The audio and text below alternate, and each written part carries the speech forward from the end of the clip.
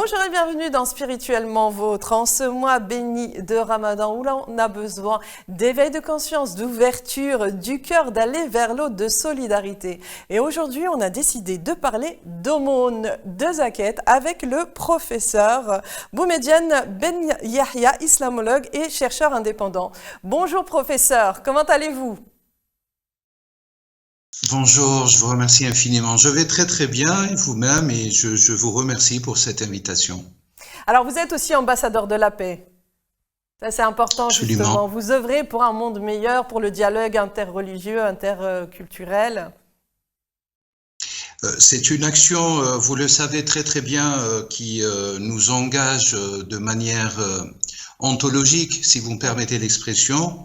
La paix d'ailleurs, qui est un mot à mettre en évidence prochainement durant ces 10 dernières nuits, les 10 dernières nuits notamment du mois de Ramadan, où cette sourate nous parle de la paix.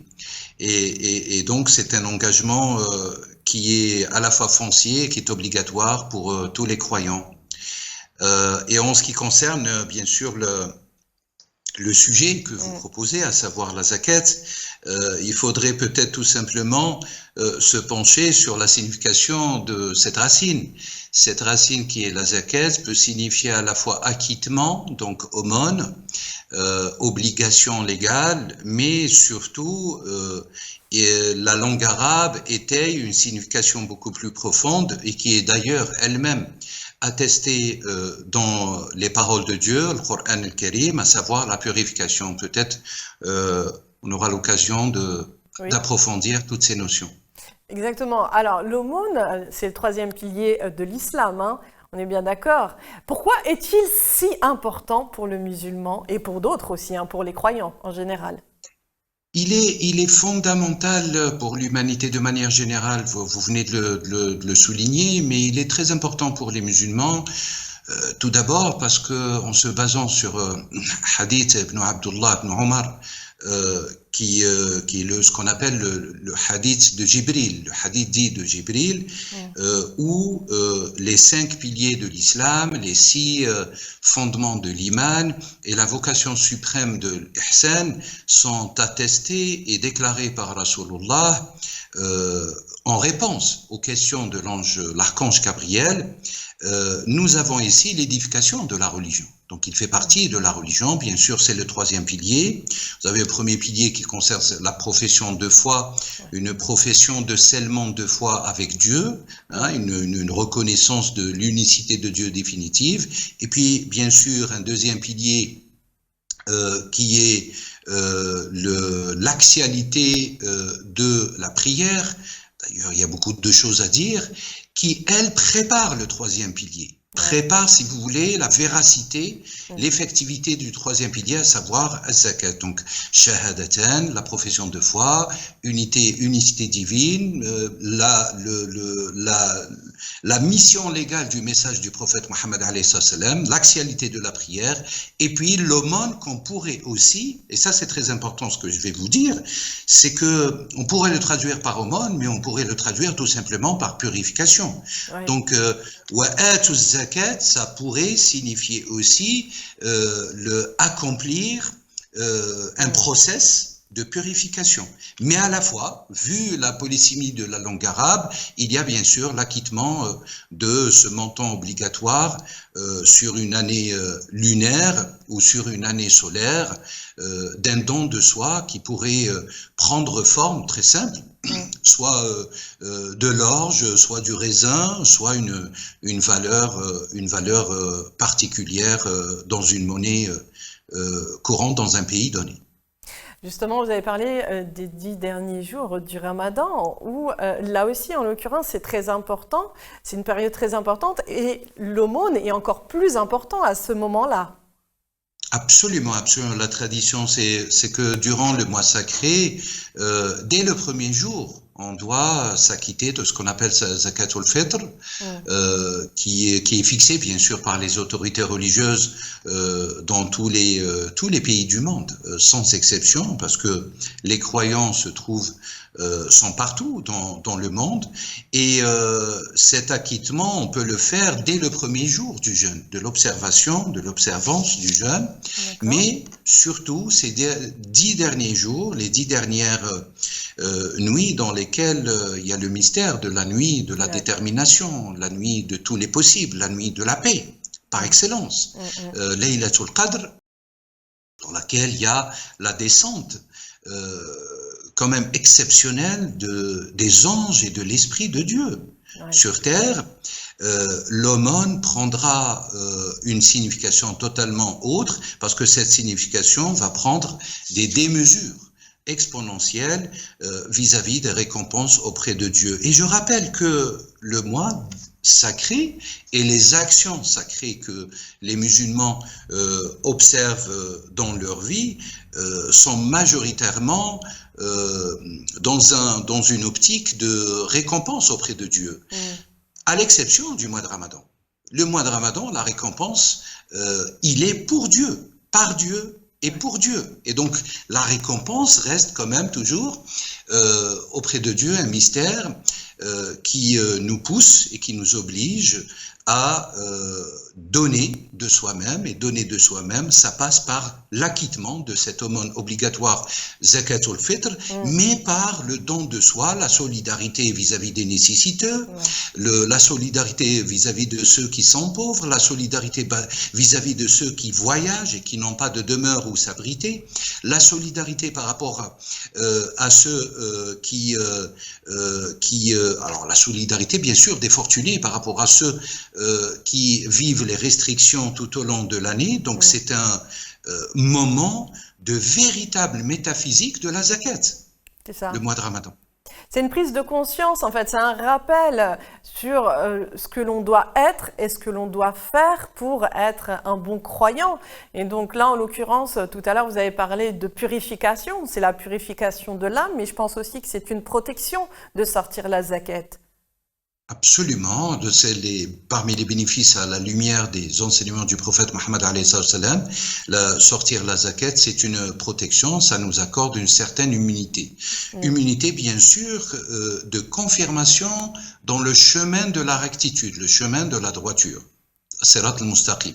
Et les bienfaits, si vous voulez, on pourra en parler, sont innombrables de l'aumône. Justement, oui. Oui, on peut en parler, oui. Ils sont innombrables, et parmi lesquels, ce que vous venez de citer, il y a aussi une tradition qui nous rapporte que la zakat nous apporte la lumière de l'intelligence, nous accorde l'intelligence. Celui qui fait abondamment la zakat, Dieu lui accorde l'intelligence.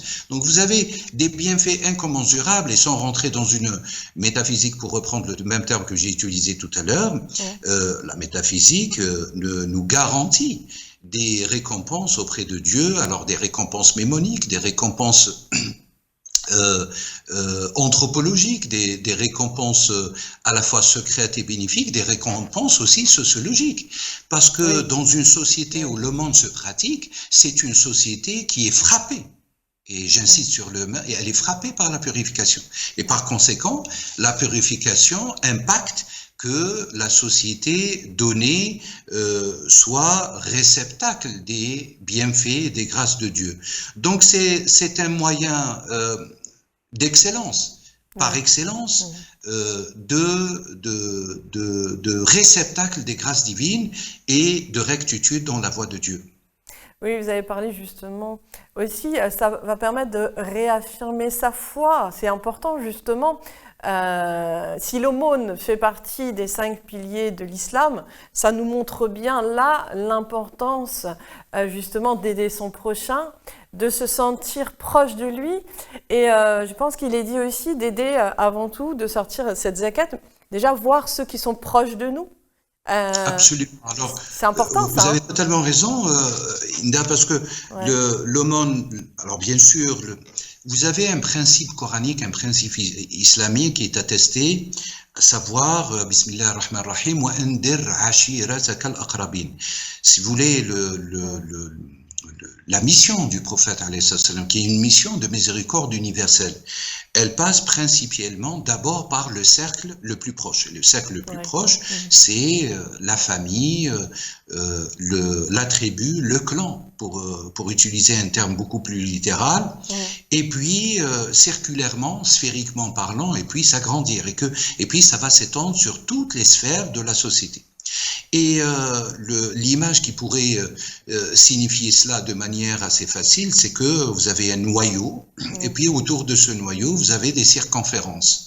Et comme si c'est la terre et le noyau, le prophète, la mission du prophète, alayhi salam, et puis vous avez des circonférences autour qui vont s'agrandir et qui vont embrasser toute l'existence. L'aumône, l'action, l'impact de l'aumône est ainsi, et pas seulement l'aumône, mais l'aumône foncièrement, le troisième pilier de l'islam, opère de cette nature, opère ainsi. Et ce qu'il faudrait mettre en place, si vous voulez, par rapport à l'éthique ou par rapport à l'éthique de l'exercice de l'aumône, c'est qu'il faudrait regarder dans son premier cercle. Si vous avez des membres de votre famille ou des membres des amis, des êtres les plus proches, il faudrait qu'ils sont dans la nécessité, c'est à eux que revient de droit l'acquittement de ce don légal qui est purificateur et qui est sanctificateur, si vous me permettez l'expression. Mais il y a quelque chose de très important. Vous avez un signe coranique, un verset coranique qui nous dit, Bismillah ar-Rahman ar-Rahim, Kama arsalna fikum rasulan minkum yatlu alaykum ayatina wa yuzakkikum wa yuallimukum al-kitaba wal-hikmata wa yuallimukum ma lam takunu ta'lamun. Si vous voulez, vous avez ici dans ce signe coranique numéro 151 de Surat al-Baqarah, une stratification un peu divine, erratique, qui est véritablement dans les sphères de la sacralité.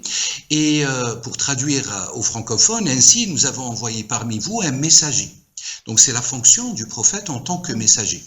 De chez vous qui vous récite et qui vous enseigne nos signes, qui vous purifie, donc juste après la première mission qui est identifiée ici par Dieu de l'enseignement des signes, donc la transmission des signes de Dieu, à savoir le Coran, vous avez la purification, vous avez le même vocable, le même verbe qui est utilisé, qui nous donne le substantif zakat, à savoir la purification, dans le sens de purification. Donc on voit très très bien que la deuxième fonction du prophète, c'est de rendre efficace, de rendre opératif la purification des êtres, qui est le résultat de la transmission des paroles de Dieu à toute l'humanité. Et puis bien sûr, viendrait l'enseignement du livre, qui est quelque chose de beaucoup plus complexe, beaucoup plus profond, et puis l'enseignement de la sagesse, et puis l'enseignement de l'inconnu, qui vous enseigne ce que vous ne savez pas. Je crois que ce signe coranique, il est fondamental et il nous éclaire par une dimension totalement méconnue et qui passe totalement inaperçue par le simple acte de l'acquittement du don légal. Je reviens justement sur le fait de donner sa zakat, à commencer déjà par son cercle proche. Donc on est bien d'accord que on peut donner par exemple à un frère ou une sœur dans le besoin, mais pas aux parents, parce que les parents, c'est pas compté comme une zakat, mais comme un devoir. On est bien d'accord sur ça ? Alors, vous avez bien sûr des discussions à travers l'histoire entre les savants. Alors, c'est une matière aussi si vous voulez, d'argumentation entre les dialecticiens ou les docteurs de loi. En islam, vous avez la majeure partie qui dit que aider les parents ou venir au soutien des parents est un devoir. Et le fait que ce statut de devoir surpasse, si vous voulez, le statut d'acquittement légal à celui qui est dans la nécessité. Et par conséquent, il faut distinguer les deux. Vous avez la même problématique, parfois dans les usages de toute manière, où quelqu'un vous accorde une assistance à une personne particulière, proche ou loin de lui, et où pour lui, il va dire ceci est une sadaqa. Ouais. Alors que peut-être on est dans le mois du Ramadan, et si on dit c'est une sadaqa, donc l'énonciation verbale, si vous voulez, va primer, va modifier le statut, comment les anges vont l'enregistrer dans notre livre, le livre des œuvres sur terre auprès de Dieu. Alors que pour lui, c'est une aumône, mais c'est une aumône qui va prendre forme comme une sadaqa, c'est-à-dire un don non obligatoire. Un don libératoire pour ceux qui sont dans la nécessité. Et là, vous posez une question fondamentale parce qu'il relève d'abord de l'intention. Quels sont les principes des actes et des œuvres en islam? C'est d'abord de nouer l'intention. Si je loue une intention de donner l'aumône légale particulière au mois de Ramadan, alors à ce moment-là, les anges vont l'inscrire en tant que tel. Mais si vous nouez que c'est zakat al-mal, qui est totalement différent de zakat al-fitr. Zakat al-mal, c'est un acquittement, une zakat obligatoire annuelle. Alors que les savants, voilà, qui est attesté dans le Coran, et que les savants, si vous voulez, on donnait un taux à 2,5 ou à peu près à 2,6, tout dépend le calcul de l'année lunaire ou de l'année solaire. Bien que dans le Coran, et là j'ouvre, si vous voulez, une petite parenthèse, Dieu nous dit, tout ce que vous disposez, le 5% de ce que vous disposez revient à Dieu. Mais al-khumous, qui est d'ailleurs un terme en arabe, al-khumous, il y a toute une littérature, une dialectique là-dessus, nous renvoie aux dispositions qui sont comme l'or, par exemple. Les savants nous parlent de l'or. Si vous avez de l'or ou de l'argent qui reste toute l'année, là je parle de zakat al-fitr, toute l'année, et qui ne bouge pas, qui n'ont pas été exploités pour produire du bénéfice. À ce moment-là, une partie des docteurs de loi nous disent il n'y a pas besoin de sortir la zakat. Et là où tout fonds, tout capital est exploitable tout au long de l'année et produit des bénéfices, à ce moment-là, la zakat elle-même doit être observée de manière obligatoire. Et on le voit au fond. L'intention va réguler obligatoirement l'inscription définitive dans le livre des œuvres de la personne. Donc l'intention, elle est fondamentale, il faut nouer l'intention, et il faudrait distinguer la zakat al-mal de la zakat al-fitr de la zakat al-nafs, qui est un troisième type de purification. Zakat al-nafs, je vous donne un exemple, celui qui accomplit le pèlerinage, et puis pendant le pèlerinage, il va accomplir pour les parents ou pour les proches ou pour une personne qui est estimable à ses yeux, une umrah libératoire, une umrah surérogatoire. D'accord. Donc ça signifie qu'il donne son soi pour le bénéfice d'autrui. Et là, on est complètement plongé en immersion dans la fonction même et la signification même de la purification et de la zakat elle-même. L'acquittement, c'est un don de soi pour nous et pour les autres. Mais la stratification, bien sûr, comme je viens de le dire, elle est différente. L'intention, elle est obligatoire et l'action doit suivre en conformité l'intention qu'on a. Donc ça, c'est une zakat nefs, c'est ça? Et bien sûr, c'est zakat al-nafs, qui est un autre type de zakat. Je vous donne un exemple, ceux qui font des actions caritatives pendant le mois de Ramadan ou hors du mois de Ramadan, c'est zakat al-nafs. Ça rentre dans cette zakat, si vous voulez, généralisée, qui est la synthèse par rapport aux fruits et aux grâces qui peuvent toucher soi-même. Et c'est très important. C'est très très important. Et on le fait sans se rendre compte. Combien de fois par jour on fait des dons de soi? Ainsi, par exemple, je vous donne un exemple. Vous connaissez certainement, peut-être même mieux que moi, parce que je me permets de le dire, rendre visite aux malades. Ce que vous faites en tant aussi qu'ambassadrice de la paix depuis des années, soutenir les personnes qui sont en difficulté ou soutenir ceux qui subissent des traumas psychologiques par la thérapie, par l'accompagnement. C'est aussi, ça contribue à cette œuvre qui est à la fois sacré et erratique, à savoir donner de soi-même aux autres. La récompense est assurée auprès de Dieu, mais c'est une zakat, parce que le fruit, le résultat de ce don de soi-même, c'est un résultat que vous aurez les grâces pour votre être. Et il n'y a pas plus cher que l'être que Dieu a créé. Bien sûr. L'wujoud. Bien sûr, c'est très important, mais c'est important ça, on ne le sait pas forcément, parce que quand on a cette âme humaniste, on le fait spontanément, sans rien attendre, en réalité, ça fait partie de la normalité, alors que là, en fait, on apprend que c'est une zakat nefs, et ça fait partie justement de zakat. Absolument, absolument. Vous savez, la notion de zakat, elle est attestée. Alors, vous avez des dizaines de hadiths concernant la réglementation de la zakat, la place de la zakat, la nature de la zakat, légale, donc obligatoire. Mais vous avez aussi, rien que dans le Coran, 32 occurrences où la zakat succède immédiatement à la salat. Et là, nous avons une cohérence incontestable par rapport à Hadith Jibril que j'ai cité auparavant, dans lequel les fondements de l'islam, en réalité, ces fondements se succèdent. Chaque fondement étaye le fondement qui le suit.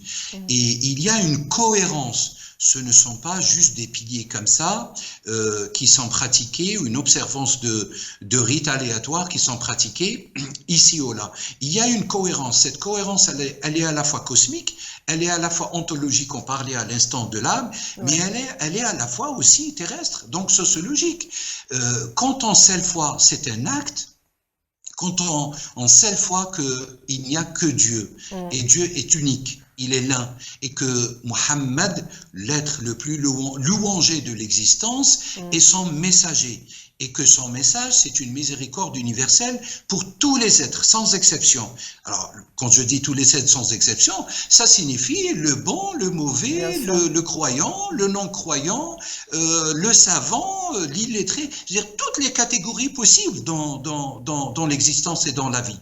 Et puis, cet acte-là, il est caché, il est invisible, il relève de la sphère du cœur et de la conscience dont vous parliez tout à l'heure. Puis viendrait ce deuxième acte, deuxième pilier de l'islam qui est la prière, qui va transposer prière qui nous vient de la racine salaya salawa. Alors vous avez ici deux racines qui étaient le sens du lien. L'établissement du lien. Donc vous allez faire passer ce que vous avez scellé dans votre cœur de cette unicité divine et de cette reconnaissance éternelle que Mohammed est le messager de la miséricorde de Dieu pour tous les univers, vous allez la lier avec notre Seigneur, parce que la prière nous lie, nous fait parvenir jusqu'à notre Seigneur. C'est le lieu de communication intime avec Dieu. Et puis viendrait ce troisième pilier. Donc vous avez, il y a une grande cohérence, une grande sacralité, des secrets.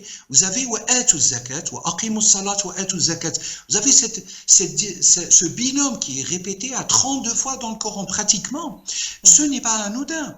Il y a, je dirais, une grâce divine derrière. Cette zakat, c'est l'établissement par l'œuvre pratique d'une purification qui nous impacte immédiatement, ici et maintenant. Et elle va nous impacter à trois ordres, si vous voulez, selon 3 degrés. L'ordre horizontal, la société et l'individu, donc la terre. L'ordre intermédiaire, à savoir nous-mêmes, le lien qui nous lie, à savoir la prière qui nous lie avec Dieu. Et puis l'ordre suprême, l'ordre élevé du secret au fin fond de notre cœur de la foi. Al-Iman. Donc il y a véritablement une cohérence, et quand vous regardez juste après Al-Zakat, il y a le 4e pilier qui est Sawm Ramadan.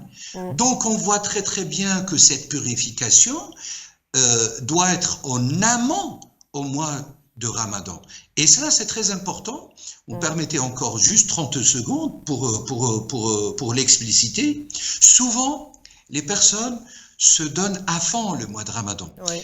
Observance des prières surérogatoires, observance des acquittements d'œuvres caritatives, etc.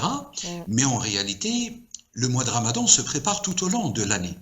Et cet ordre de la profession de foi, l'axialité de la prière, l'acquittement et la purification de l'aumône légale précède en réalité l'observance du jeûne, l'obligation du jeûne du mois de Ramadan. Et on voit très très bien que le mois de Ramadan, on doit être à disposition pour pouvoir affronter quoi? Affronter le process de toute la révélation du prophète alayhi salam. Rappelez-vous qu'une tradition nous dit, elle est incontestable, que Sayyiduna Jibril, l'archange Gabriel, paix sur lui, descendait tout au long du mois de Ramadan pour sceller la synthèse tout entière de lecture du Coran le même mois. Et ce fut le cas, si vous voulez, le dernier Ramadan avant que le prophète alayhi salam a pu rendre l'âme. Et puis viendrait juste après le grand pèlerinage, mais là il y a une condition libératoire pour ceux qui réunissent quelques conditions. Donc c'est une obligation sous condition. Si on n'a pas les conditions, on ne l'observe pas. Le mois de Ramadan, pareil. Si on est malade ou si on est en voyage, pour reprendre le verset 185 de Sourate al-Baqarah, pareillement, on pourrait reporter l'observation du jeûne pour pouvoir les effectuer tout au long de l'année, le moment où on n'est pas malade ou on n'est pas en voyage. Donc vous avez 3 piliers qui sont fondamentaux et qui sont les piliers, si vous voulez, superlatifs du jeûne et du grand pèlerinage. Eh ben merci en tout cas, c'est passé tellement vite cette émission Spirituellement Vôtre. On a appris énormément de choses, le don de soi, le zakat nefs, un autre zakat, et je pense aussi que l'islam est aussi la religion du juste milieu en fait, et tout est parfait dedans. Donc merci à vous, professeur Ben Yahya Boumedienne, merci et j'espère à très bientôt pour une autre émission avec vous. Merci à vous aussi de nous avoir suivis dans cette émission Spirituellement Vôtre. Donc n'oubliez pas de vous acquitter rapidement de votre zakat el-fitr et aussi zakat el-mal. Merci, au revoir.